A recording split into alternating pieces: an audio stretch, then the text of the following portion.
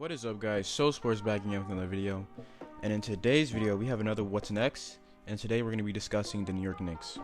Now, the New York Knicks have been a laughingstock of the NBA for roughly the past few years, but I think their laughingstock goes past that. Talk about the countless mistakes they've made past 20 years-ish. I think they have the worst winning percentage of any team in the past 20 years, I believe.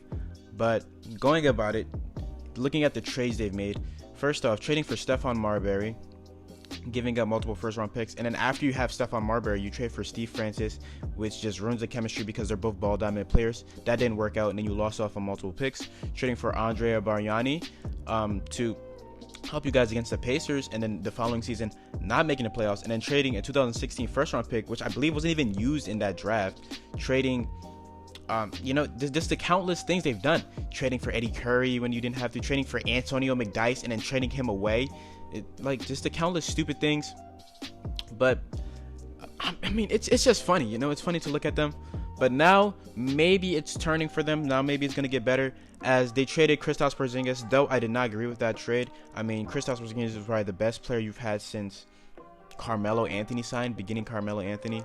And even before that, if you look before that, since when? Patrick Ewing? It's been a long time since you had a player of, Kristaps Porzingis' play style, and you trade him away to clear cap on a lot of ifs. And that's what they do. They trade a lot of young players and draft picks. Well, a good thing a draft pick wasn't using this. But I don't know. Is this a smart trade? One hand you can say, you're clearing up cap. But then on another hand, you have Kristaps Porzingis, who's an amazing NBA player. He's an all-star. He did tear his ACL, but he should be back and fine. I don't know. I feel like at the time, maybe it was a dumb trade. I can't really call it a dumb trade until obviously after July when free agency starts. But that's the topic of this video, free agency. They traded him, and now they have 2 max slots, to sign some players. But now it's not looking good for them at all. Considering KD just Achilles injury, it didn't come out that it was a tear, but more than likely it was a tear. So maybe that could hamper his decision. Maybe now he'll resign with the Warriors. Now that affects Kyrie Irving. Does Kyrie Irving want to go to New York now without KD? I don't think so. And then Brooklyn looks more established to be signing Kyrie or to sign any free agency because they have cleared cap too. And now they have enough money to sign 2 max free agents. Now, looking at it, guys like Kemba, guys like Kyrie, Jimmy Butler, all these guys that were potentially on the Knicks' radar, they will probably look to go to join Brooklyn instead of New York. So New York is in a tough position. That's just what they've been in for a while now. Tough positions. But moving on, I just want to highlight some key players for this team. One player, Dennis Smith Jr. I don't like him. Not because he's a bad person. I just don't like his game. I don't think he's gonna turn out to be anything good. I really don't see it. Maybe New York fans see the flashes. I don't. I see him being a score-first guard who's athletic. That's really what I see him being. No more than a 16, 17 point per game guy. Not even a high assist guy. Maybe 4 or 5. Can't really shoot the ball. I mean, he did up his shooting, but he's not a knockdown guy. So that's him. But he's super young. Maybe he still has time to improve. Next guy I want to talk about is Frank Ntilikina, and it's funny because everybody on every Knicks fan wanted them to draft Dennis Smith Jr. Instead, they took Frank Ntilikina because Phil Jackson is an idiot. He wanted that to fit his. He wanted it to fit his what? His play, what do you call it? A triangle offense. That's stupid offense. Not a modern day offense. It didn't work at all. And then they still ended up trading for Dennis Smith Jr., which is hilarious to me. But I mean, it's like stupid moves like that, stuff like that doesn't make sense. Thinking about it though, the Dennis Smith Jr. and Kristaps Porzingis pick and roll probably would have been nice, but we'll never know now. So moving on though, other key players. I don't really want to talk about Frank Ntilikina. I mean, Knicks fans tell me he's trash. He isn't good. Good defender at least. I mean, he's still young, so maybe he could turn out to be something. Kevin Knox had a bad shooting wise, had a bad first year, but again, he's young. I think he came into the league. He was only 18, super young. I think he'll be good. He can be a good 3-and-D guy. If he can get his efficiencies up, which I think he will be able to do. He has a good frame. I think he's about 6'8", and again, he's super young. He's only 19. He has time to develop and become better. Mitchell Robinson started off the year horribly. Well, not horribly, but he was always in foul trouble a lot, and he picked it up at the end of the year. He's a great defender, great rebounder. He's a good player. But looking at other key players, Alonzo Trier went undrafted, came back, was better. Good for him. He's a good scorer. Damian Dotson, I like him. Again, another guy's a good shooter. Can probably be a 3-and-D player. And I mean, yeah, that's the guys off the top of my head. But moving forward, free agency now, or not free agency. Let's talk about the draft really quickly. Number 3 pick, I think it's set in stone that they're going to be taking R.J. Barrett. Now, R.J. Barrett, pairing him up with Kevin Knox, you have a lot of versatility now. R.J. can play the 2 and the 3. Maybe, just maybe, you can slide him out to the 4 occasionally because he doesn't have the weight to be a 4. I think he's only like 200 pounds ish. But I mean, what is he, 6'8"? He has the length.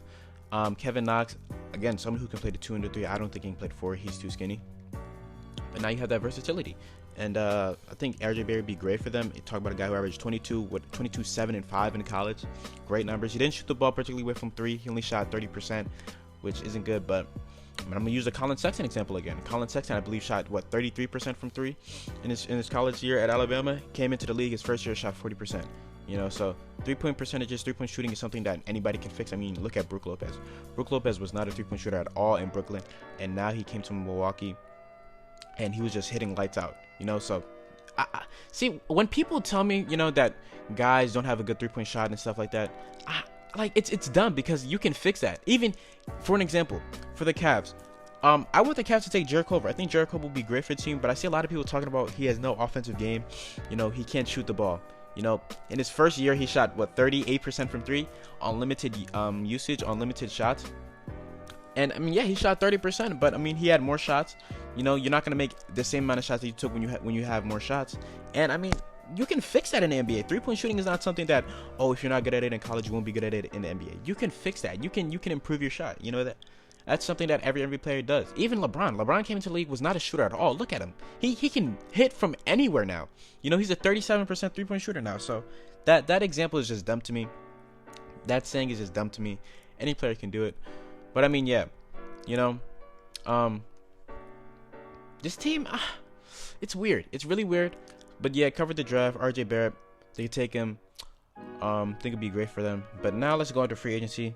Obviously, the top guys already stated. KD and Kyrie don't really look like they probably sign with them now because KD just, as I said earlier, he had an Achilles injury last night, which was devastating. I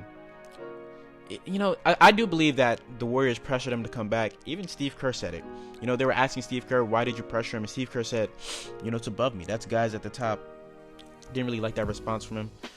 I feel bad for KD. All the, the things that are going on with him, the things that are said about him, how he's a snake. I do agree with that. He's a snake. He's a quitter. I think he is. He's an easy road out type of guy, but still. I mean, you never want to see that. He gave it his all. He tried his best. And injuries like that, players don't really come back from injuries like that. I might have a whole video on that topic. We'll see though. But continuing on with free agency, I don't know if KD will sign there now. I don't know if Kyrie will sign there now. Looking at other free agents, they could possibly look at Kemba Walker. Cool, but I mean, thinking about it, if they only sign Kemba, he could possibly be in the same situation as he is in Charlotte. So it might just make sense for him to sign. Jimmy Butler could have his own team, but that'll maybe get in the way of Kevin Knox and R.J. Barrett's growth because he plays the same position as both of them. More Kevin Knox and R.J. Barrett because I think R.J. Barrett will start either way. Kevin Knox will probably be moved to the bench. I mean, maybe he could flourish as a bench player, limited shots, but his efficiency should go up. But I mean, we'll see. But yeah, that's free agency. The top guys are the guys that they want to look at. Most of these guys, I don't know if they will be able to get them though. Maybe they should start looking at guys like Tobias Harris and Nikola Vucevic to help their team out rather than KD and Kyrie because it doesn't look like they'll be going there. But moving on, now I just want to talk about the Anthony Davis trade real quickly. Anthony Davis has came out and said New York and LA are the 2 spots where he would sign a long-term contract at. Now looking at the trade that the Knicks can give him, I believe Dennis Smith Jr., Kevin Knox, Mitchell Robinson, and the 3rd pick, and probably the Mavs picks too. I think that's a good trade package for AD. Do you do it though? I don't know. That's up to them. If I'm the Knicks, I probably do it. But then again, what was the point of trading, Kristaps Porzingis if you're just gonna trade for Anthony Davis?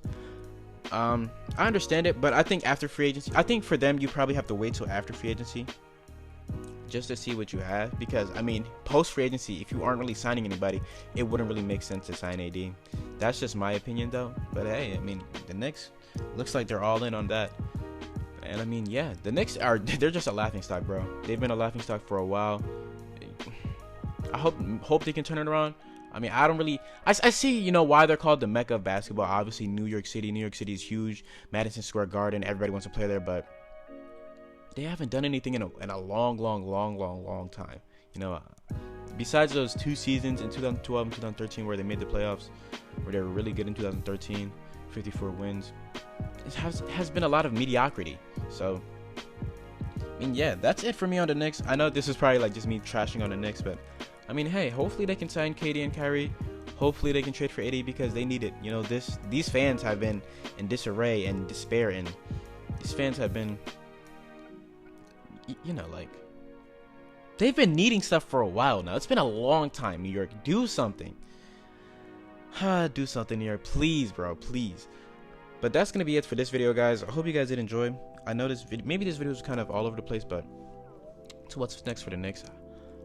Sorry, Knicks fans, if I hurt your feelings. Oh well. But that's it from me. So it's been So Sports, and I'm out. Peace.